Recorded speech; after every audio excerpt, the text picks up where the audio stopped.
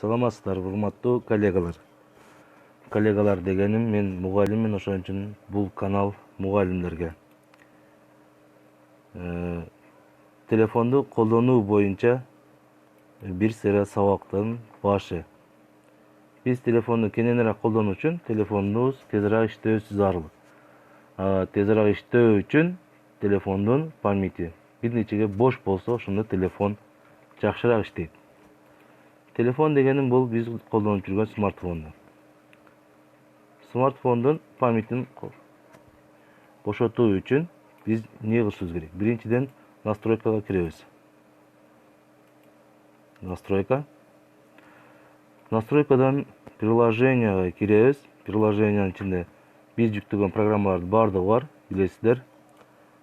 Ошол биз жүктөгөн программалар дайым телефондун ички памятине туура келет.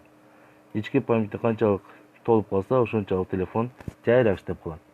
Ички памятти флешкага которобуз. Керектүү программаны текшерип туруп, анан ошонун флешкага которууну үйрөтөм.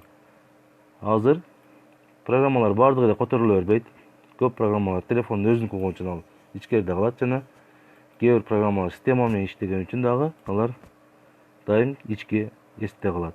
А биз болсо программаны кээ бир оор программаларды программасы SolarAM программасы которууга даяр экен. Так, используется память устройства дейт. Телефондун эси колдонот деп турат. Изменитти басабыз, карта памятке өткүзөбүз. Экспорт SolarAM деп чыгат. Бир нече минутта, секунданы күтүшү мүмкүн телефондун иштешине карап. Бул жерден аста жактын оң жак бетинде переместить деген кнопка бар, ошону басуу менен которобуз.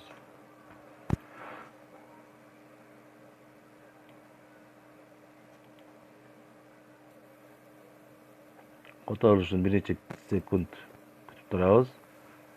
Мына программа которулду. Текшерип көрөбүз. SolarAM память. Используется память, внешний носитель. Флешкага өттү.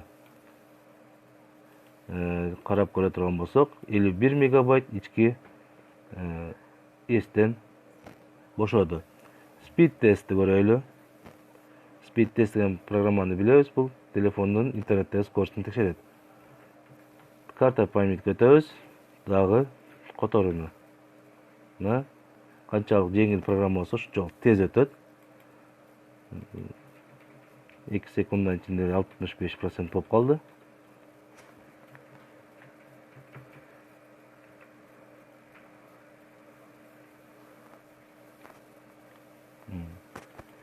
Ушу менен эки программаны биз флешкага өткөзгөнү көрдүк. Телефондо бир нече место бошоду. Ушундай кылып, көп программаларды флешкага өткөзүп алсаңыздар, телефон тезирээк иштеп калат. Каналга катталыңыздар, жаңы жаңылыктарды угуп турасыздар. Чоң рахмат.